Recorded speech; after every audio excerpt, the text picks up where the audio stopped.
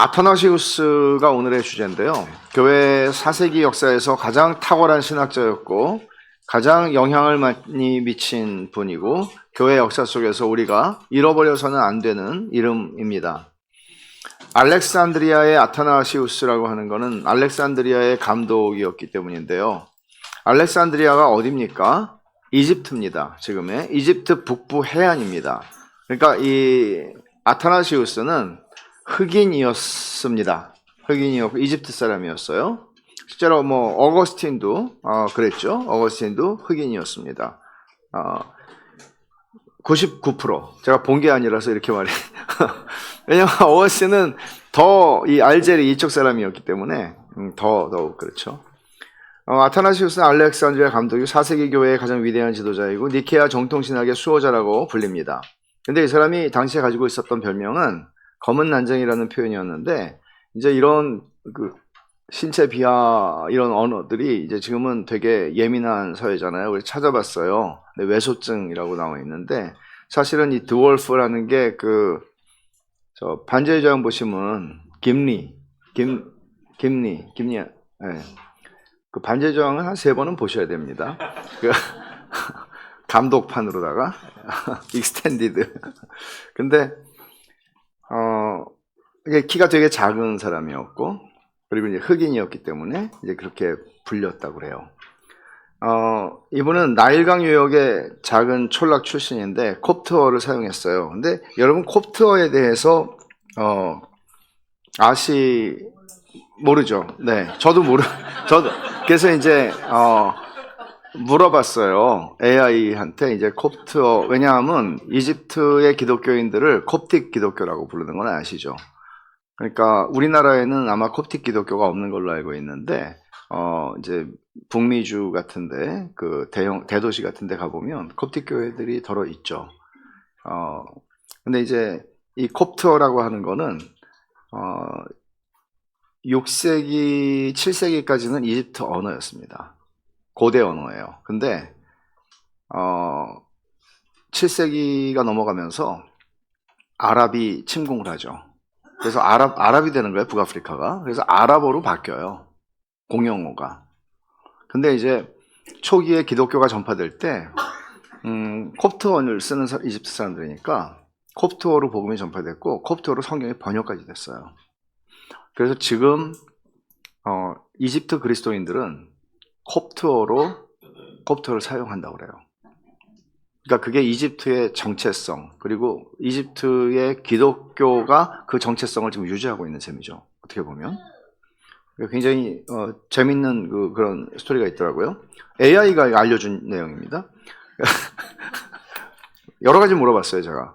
왜냐하면 이 알렉산드리아라고 하는 게 처음에 이게 동방서방에 이렇게 가운데 껴있는 이집트가 그런 입장이어서 나중에 이제 동방 기독교에서 콘스탄티노플 이쪽에서 이제 떨어져 나오거든요.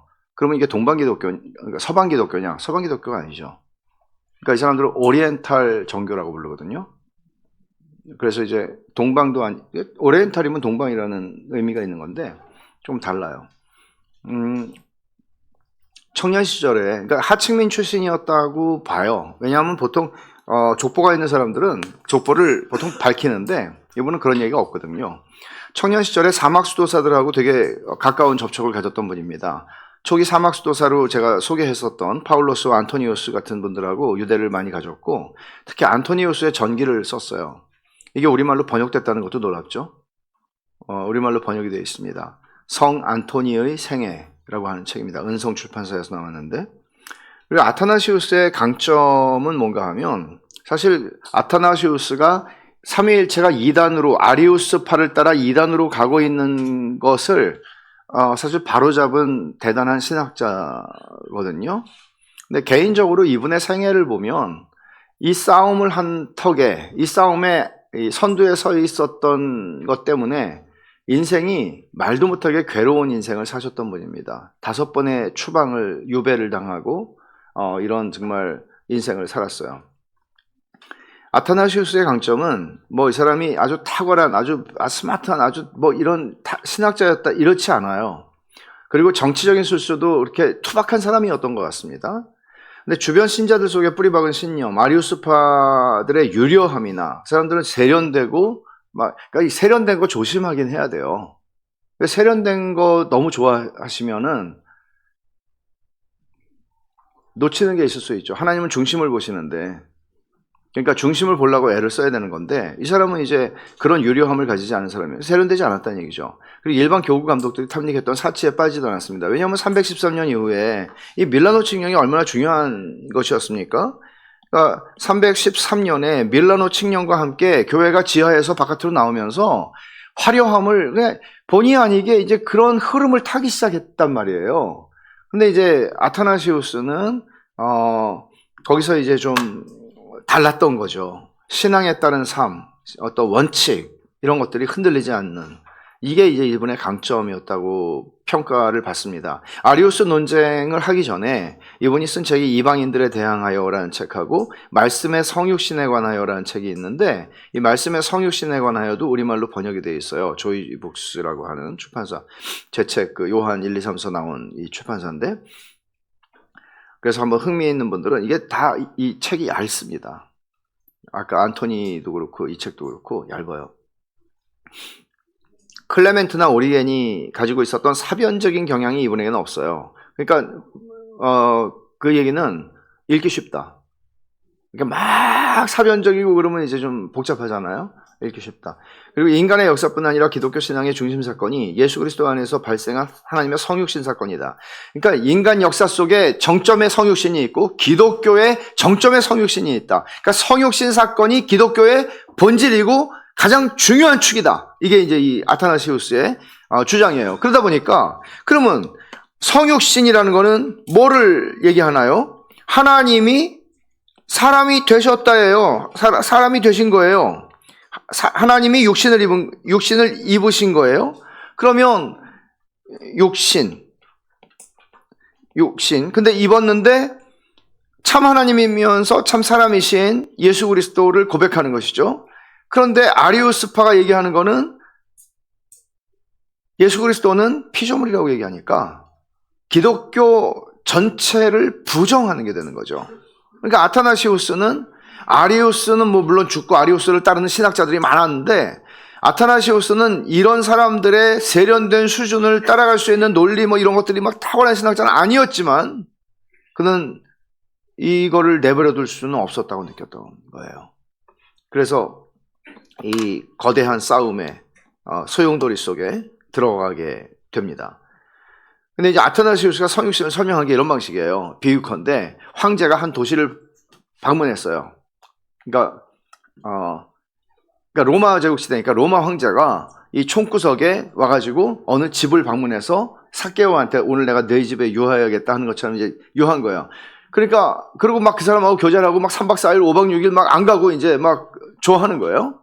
그러니까 이 황제의 방문 때문에 그 도시는 굉장한 영예를 얻게 되었고, 뿐만 아니라 적들이, 황제가 혼자 오겠어요? 군대가 같이 올 거 아니에요. 그러니까 적들이 침범할 꿈도 꾸지 못하는 거죠. 그러니까 하나님이 사람이 되셔서 우리 가운데 오셨다는 것은 바로 그런 것이다.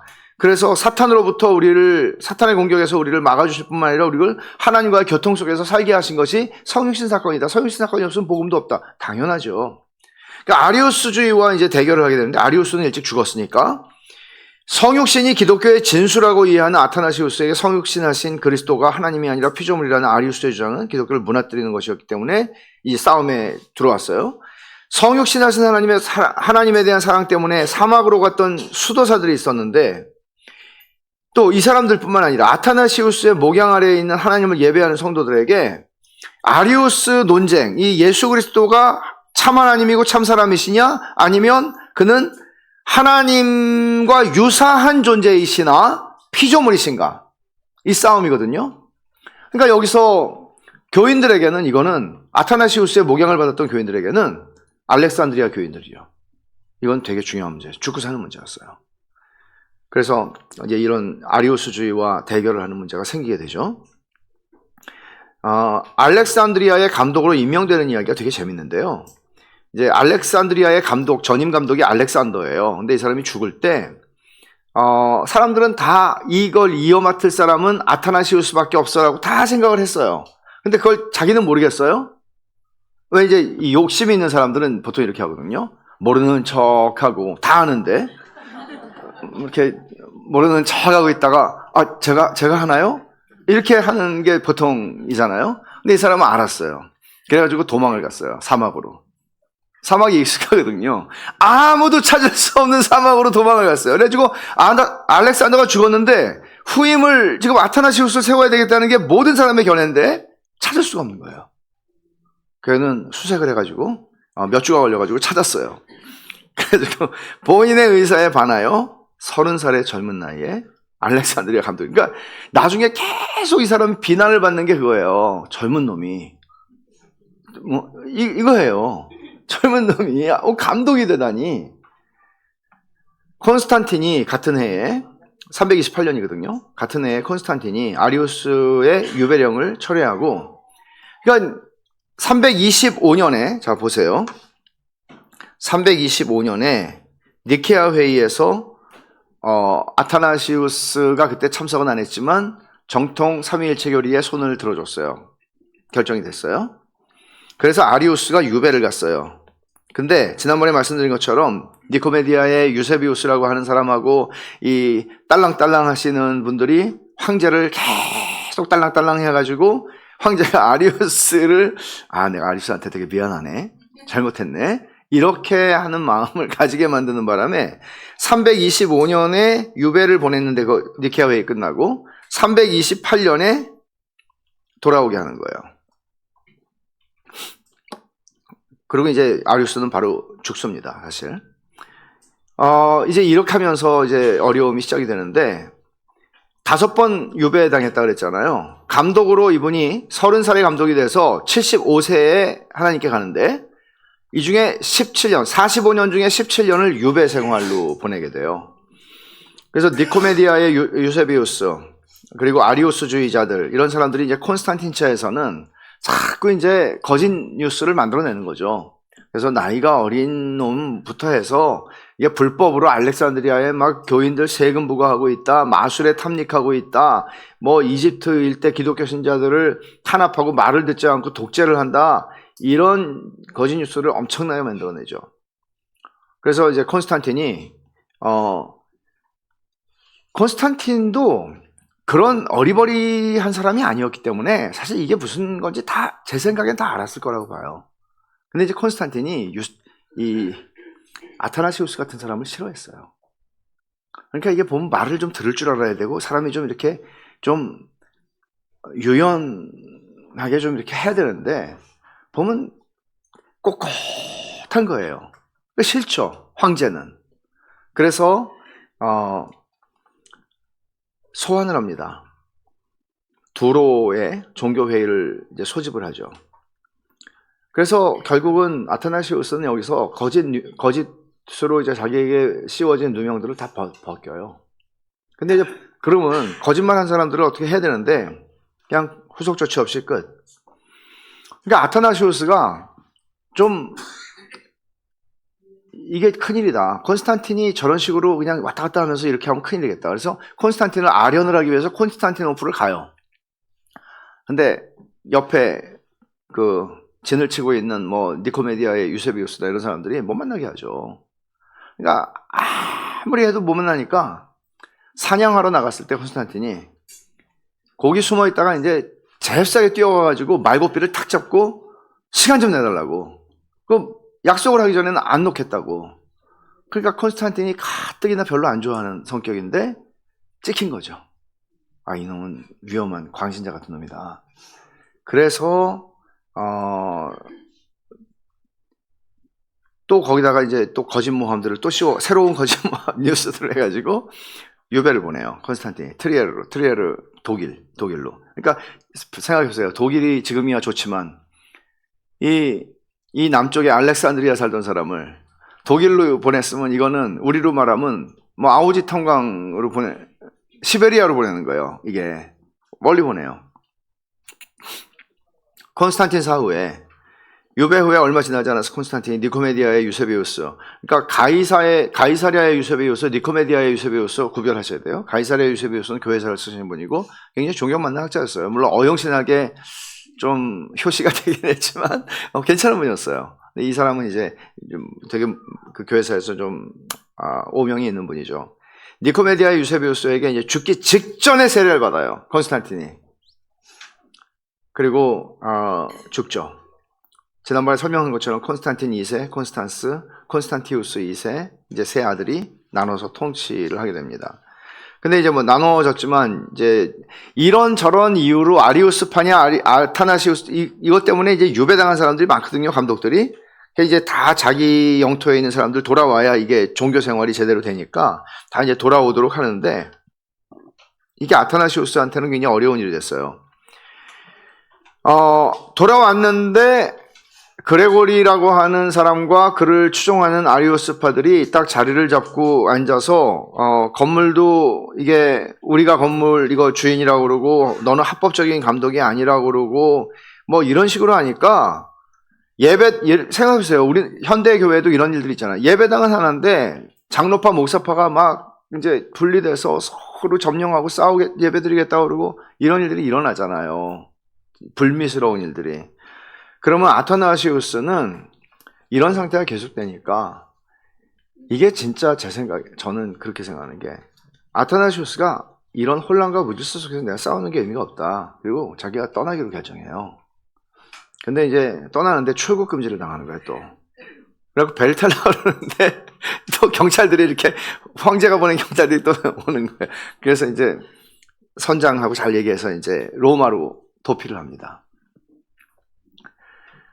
그러니까 이게 이제 뒤에서도 알겠지만 교회가 이제 싸움이 나잖아요. 그러면 나는 목사파다, 나는 장로파다. 주로 이제 이런 식으로 싸우는데 그러면 그 싸움을 끝까지 이겨야 되겠다고 생각하는 지도자들이 있다면 제가 볼 때는 그 사람들은 아니에요.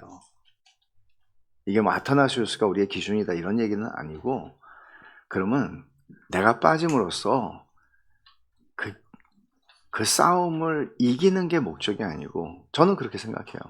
그러니까 저는 원칙이 있는데 전 제파를 안 좋아하는 거 아시죠?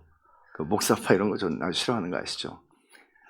싸움이 나면 저는 빠져요. 제가 왜 싸움의 중간에 서서 부추깁니까?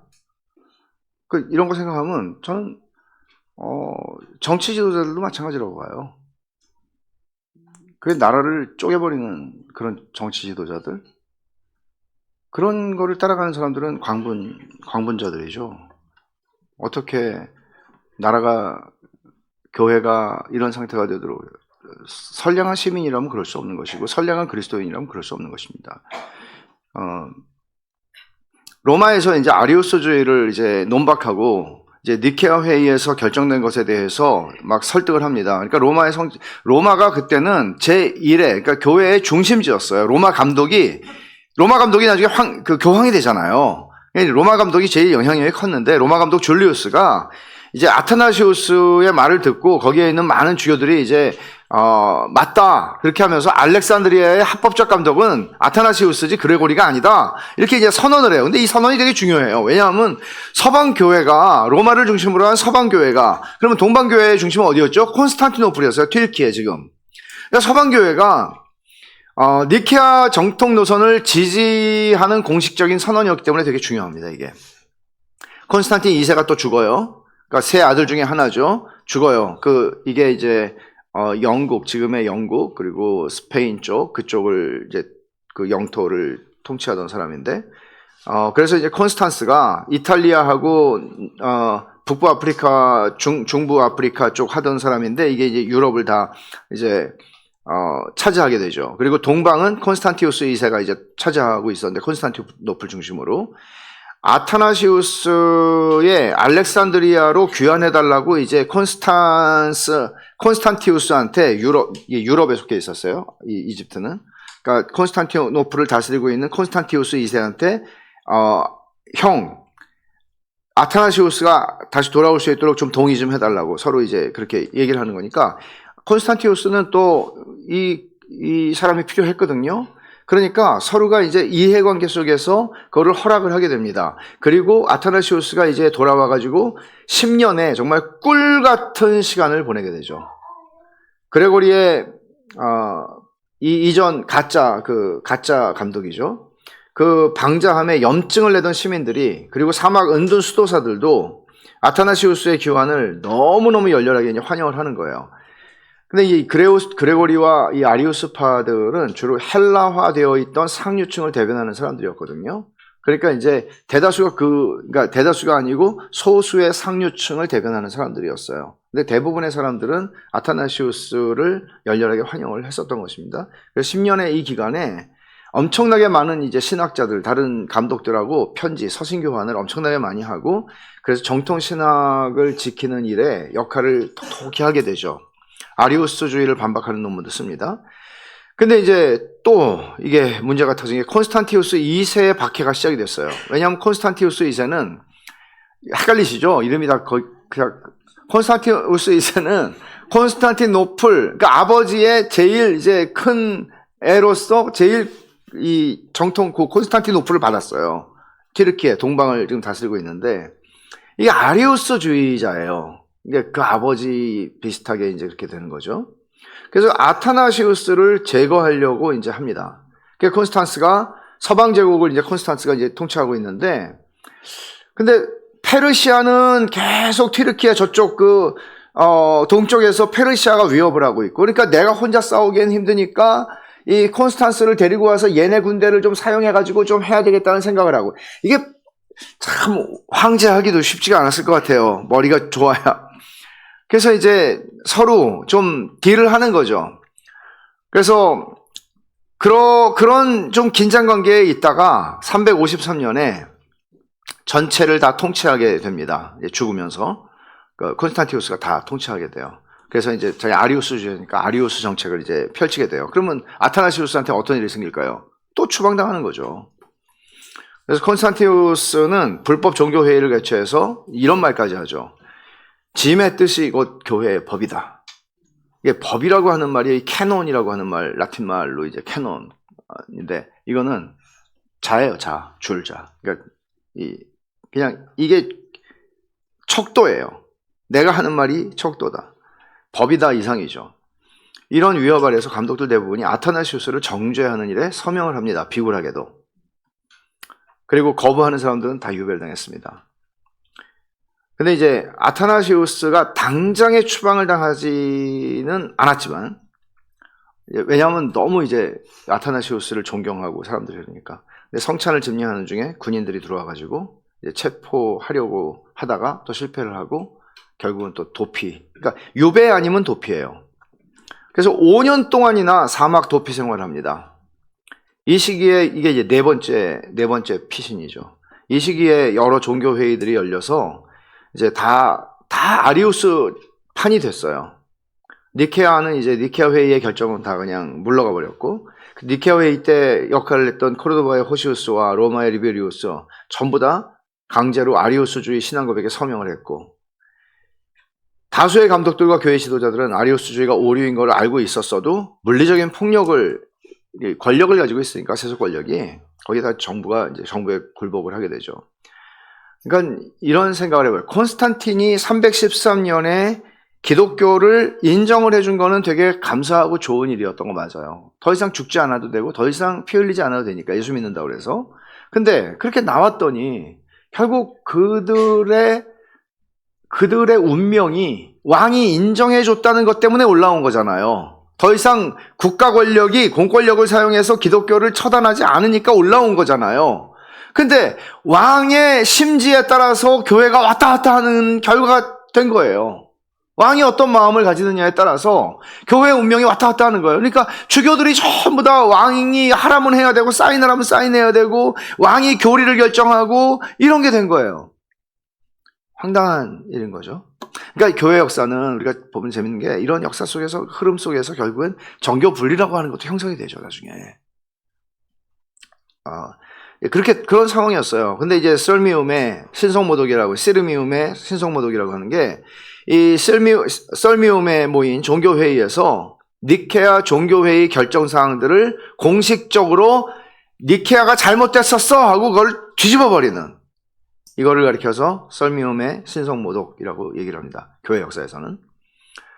그러니까 마치 1938년에 우리 조선 기독교 장로회에서 신사참배는 우상숭배가 아니며 신사참배를 하기로 결정한 것과 똑같은 말이에요. 신성모독이죠. 콘스탄티누스의 갑작스러운 죽음이 또 임하면서 361년에 이제 우리가 지난주에 봤던 대배교자 줄리우스가 계승을 하게 됩니다. 근데 줄리우스는 애당초 이런 논쟁에 관심이 없습니다. 근데 줄리우스의 이 전략은 이거예요. 이교도들을 고대 로마의 이교도를 부흥시키는 건데 가만히 보니까 얘네들이 서로 싸워요. 서로 싸워서 물고 멸망할 것 같아요. 그래서 다 불러들여요. 잘 싸우라고. 잘 싸워. 막 피 흘리도록 싸워. 서로 죽여. 이게 이제 이 줄리우스의 전략이 된 거예요. 신학적인 합의가 이루어지는데 여기서 아타나시우스는 많은 사람이 니케아 신경을 반대한 이유가 잠깐 쉬면서 아타나시우스의 생각 속에서 이제 어떤 것들이 있었는지, 니케아 신경을 반대했던 사람들 가운데 완전히 아리우스파가 아닌데 아리우스에게 기울어지곤 하는 이 문제가 뭔가? 왜냐하면 선명한 사람들은 있어요. 근데 가운데 있는 사람들은 이것도 그런 것 같고 이것도 그런 것 같고 뭐 비슷한 것 같은데 이런 사람들이 되게 많았단 말이에요. 근데 아타나시우스가 생각을 해보니까 이런 사람들이 아리우스파로 자꾸 끌려가는 이유 중에 하나는 이 문제였구나 라고 생각하는 거예요. 이게 여기 중요한 건데 삼위일체에서 그들이 니케아를 반대한 이유가 성부 하나님과 성자 하나님이 동일 본질이라는 주장이 두 위격 사이에 아무 구별이 없다는 의미로 받아들여지는 게 아닌가 하는 두려움 때문이었다. 자, 이거는 제가 좀 설명을 잘 할게요. 성부 하나님과 성자 하나님이 동일한 본질이시다. 빌립보서에서 뭐라고 얘기해요? 본체이시나. 동일한 본체이시나. 그러죠? 근데 동일한 본질이라고 얘기를 하니까 그러면 성부 하나님도 하나님이고 성자 하나님도 하나님이라면 예수 그리스도도 하나님이라면 두 하나님이잖아. 이실론이 되잖아요. 둘. 그리고 성령 하나님도 하나님이시니까 삼신론이 되는 거죠. 이런 게 동일 본질이라고 얘기하는 사람들의 얘기를 들어보면 이거 우리가 삼신론이야 그러면? 우리는 한 하나님을 믿는데? 이런 두려움들이 있었기 때문에 아리우스가 그렇지, 동일 본질이 아니라 유사 본질.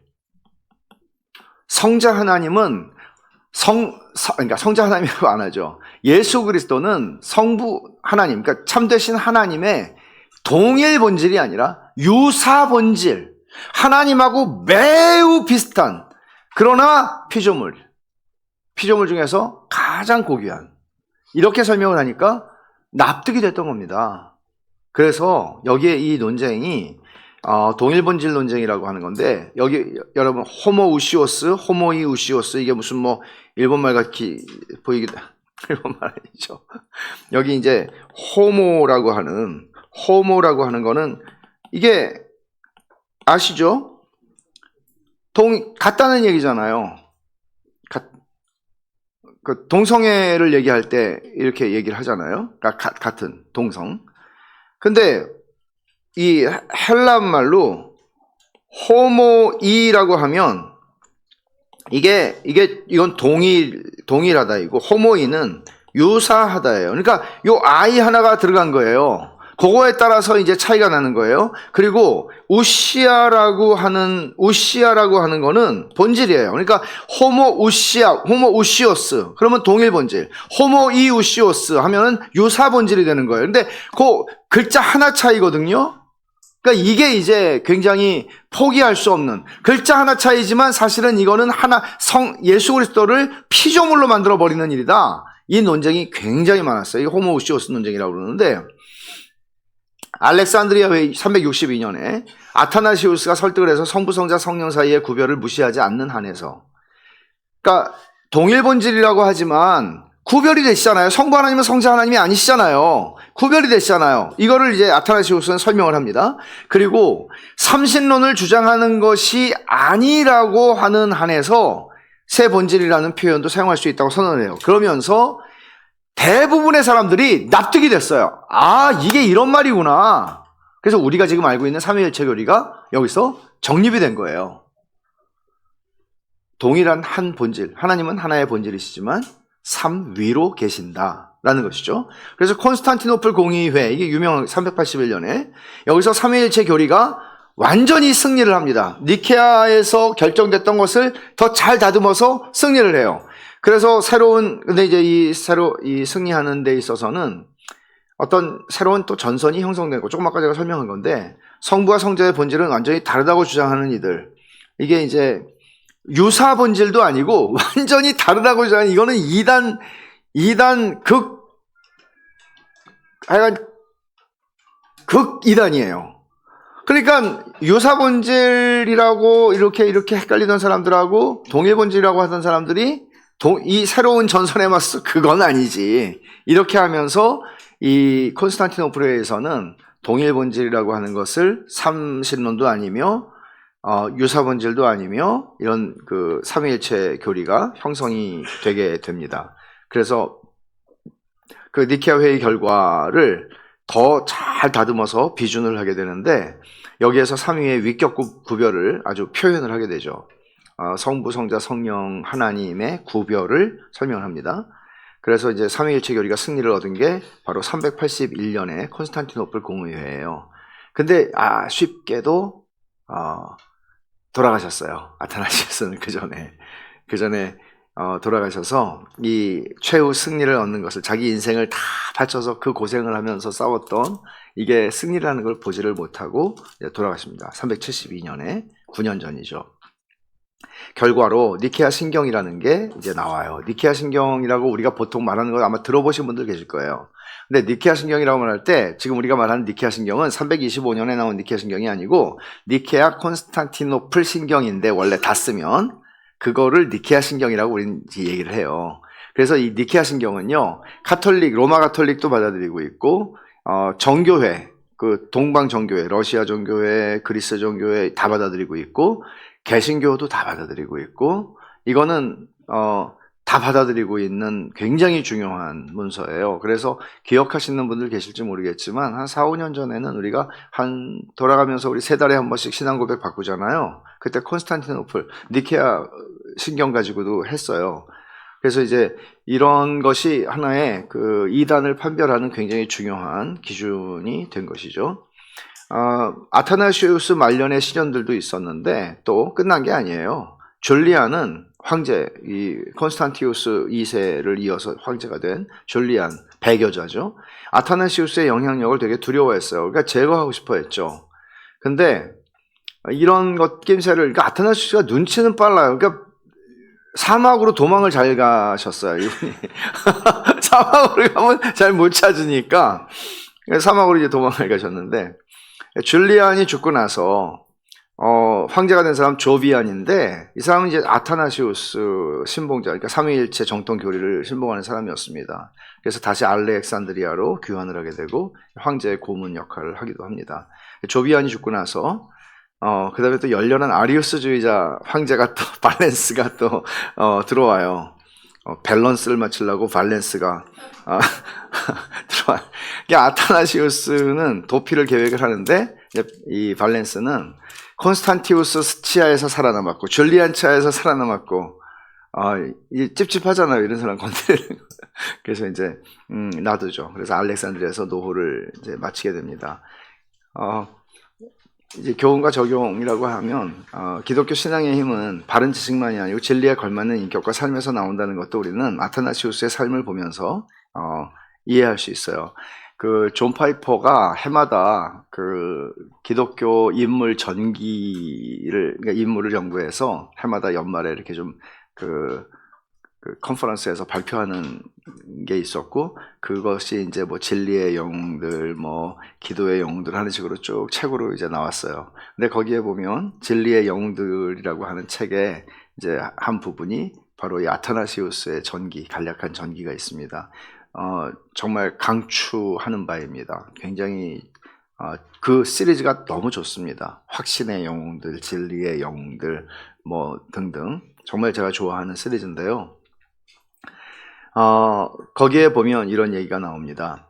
그의 생애에 대한 우리의 미미한 지식을 전부 살펴봐도 사사로운 이익 같은 것은 전혀 찾아볼 수 없다.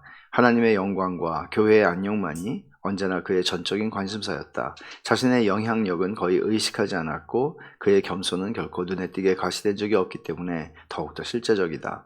용기, 자기 희생, 목표의 일관성, 다재다능함과 창의성, 타인에게 쉽게 공감하는 넓은 마음, 이 모든 것이 일편단심으로 그리스도를 사랑하는 사람의 깊은 경외심과 자기 절제로 인해 조화를 이루었다. 이거는 이제 진리의 영웅들 그 책에서 그 니케아와 니케아 이후의 교부들이라고 하는 번역되지 않은 책의 내용을 이제 인용을 해서 파이퍼가 쓴 것입니다. 진리의 논쟁이 중요한가? 우리는 이런 질문을 던지죠. 교회 역사는 논쟁의 역사였습니다. 근데 존 파이퍼는 같은 책에서 이런 얘기를 합니다. 아타나시우스가 논쟁 속에 휘말려서 일생을 보냈죠. 근데 논쟁이 없었다면 복음도 없었을 것이고 따라서 교회도 없었을 것이다. 논쟁의 역사예요. 어거스틴도 사실은 펠라기우스라고 하는 당대의 최고의 설교가라고 일컬어지는 정말 아주 대중 설교가로서는 정말 탁월한 사람이었죠. 그 펠라기우스하고 내내 논쟁을 하죠. 그리고 결국에 나중에는 펠라기우스가 이단으로 정죄를 받게 됩니다. 펠라기우스는 구원의 원인으로서 우리의 도덕적인 삶을 강조했던 사람이었거든요. 그러니까 이제 스펄전 같은 분도 그냥 설교자로서 우리에게 알려져 있을지 모르지만 스펄전도 일생을 걸쳐서 성경 무어설이라고 하는 것을 무너뜨리는 고등비평주의자들과 큰 싸움을 했던 사람이었습니다. 성경의 권위를 지키기 위해서. 칼빈은 말할 것도 없습니다. 그러니까 그런 우리의 믿음의 선배들이 그 싸움을 싸워왔기 때문에 오늘의 복음이 존재한다고 얘기할 수 있을 것이죠. 그리고 교회도 마찬가지입니다. 그러니까 이제 이런 면에서 그러나 우리가 정말 한국 교회의 분열 역사, 한국 특히 장로교회의 분열 역사를 본다면 굉장히 아픈 역사 아닙니까? 정말 이게 갈라질 일인가? 이런 생각을 하게도 하는 그런 일들이 많이 있지 않습니까? 그러니까 우리가 이런 면에서는 그리스도인 한 사람 한 사람들이 그냥 우리 교회의 목사가 이렇다니까 그렇다고 하는 것으로 가서는 저는 안 된다고 생각하거든요. 왜냐하면 지금 그런 현상들이 한국 교회에서 많이 일어나잖아요. 이거는 굉장히 악한 일이거든요. 목사가 물론 뭐 여러분들이 뭐 제가 그렇다고 그런다고 따라오실 분들도 아닌 거 제가 알지만 생각해야 되는 거죠. 생각해야 되는 거죠. 이게 정말 그런가? 그리스도인으로서 그러니까 신앙 양심이라고 하는 것도 여러분 우리 모두가 다 판단할 수 있습니다만은 우리가 하나님의 말씀에 얼만큼 더 바른 하나님을 아는 지식과 구원의 도리와 이런 것들을 바르게 다 알고 또 교회 역사 속에서도 이런 것들을 안다는 것은 저는 굉장히 중요하다고 생각해요. 우리가 어떤 판단을 내리고 결정을 할 때에는 질문을 할 수 있잖아요. 그래서 저는 이런 시간들이 되게 소중하다고 생각을 합니다. 진리 안에서 하나가 되는 교회, 에베소서 4장, 요한복음 17장에서 주님께서 강조하셨던 것이죠. 진리 안에서 하나가 되는 교회. 그래서 사랑과 진리, 진리와 사랑, 그 어떤 것도 우리는 타협할 수 없고 이 두 가지를 붙잡고 교회는 가는 것이고 또 이것을 무너뜨리려고 하는 사탄의 역사는 언제나 있기 때문에 우리는 싸워야 되는 것이고 싸우려면 알아야 되는 거죠. 제가 니케아 신경 하나, 그 콘스탄티노플 신경 이거 좀 읽어 드리는 게 좋겠다 싶은데요.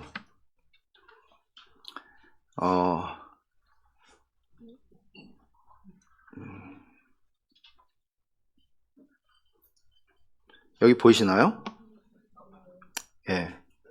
글자가 작아서 우리는 한 분 하나님을 믿습니다. 그분은 전능하사 천지를 창조하시고 보이는 것과 보이지 않는 모든 것을 지으신 아버지이십니다. 우리는 한 분 예수 그리스도를 믿습니다. 그분은 영원히 하나님 아버지로부터 나신 하나님의 독생자로서 빛으로부터 오신 빛이시요 참 하나님으로부터 오신 참 하나님이십니다. 그분은 피조된 것이 아니라 나셨기 때문에, 이 피조된 것이 아니라는 것은 아리우스파를 의식한 것입니다. 나셨기 때문에 아버지와 본질이 동일하십니다. 유사하지 않고 동일하십니다. 만물은 그로 말미암아 지은 바 되었습니다. 그분은 우리 인류와 우리의 구원을 위해서 하늘로부터 내려오사 성령과 동정녀 마리아를 통하여 성육신하셔서 인간이 되셨습니다. 그분은 우리를 위하여 본디오 빌라도에게 의하여 십자가에 못 박히시사 고난을 받으시며 장사 지낸 바 되었습니다. 그분은 성경대로 사흘 만에 죽은 자 가운데서 부활하사 하늘에 오르시고 하나님 우편에 앉으셨습니다. 그분은 살아있는 자와 죽은 자를 심판하기 위해 영광 가운데 재림하시고 그의 나라는 영원 무궁할 것입니다. 우리는 주님이시고 생명의 부여자이신 성령님을 믿습니다. 그분은 아버지로부터 나오시고 아버지와 아들과 더불어 동일한 예배와 영광을 받으십니다. 이 성령님은 예언자들을 통하여 말씀하셨습니다. 우리는 또한 하나의 거룩하고 보편적이며 사도적인 교회를 믿습니다. 우리는 죄사함을 위한 하나의 세례만을 인정합니다. 우리는 죽은 자들의 부활과 장차 임할 세상에서의 영생을 바라봅니다. 뭐하고 비슷해요? 사도신경하고 되게 비슷하죠. 그렇지만 이 니케아 신경이 가지고 있는 강점은 뭔가 하면 바로 이 표현이죠.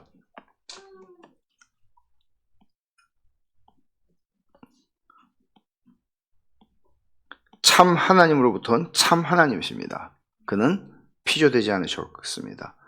본질이 동일하십니다. 사도신경에서는 이렇게 디테일하게 표현하지는 않죠.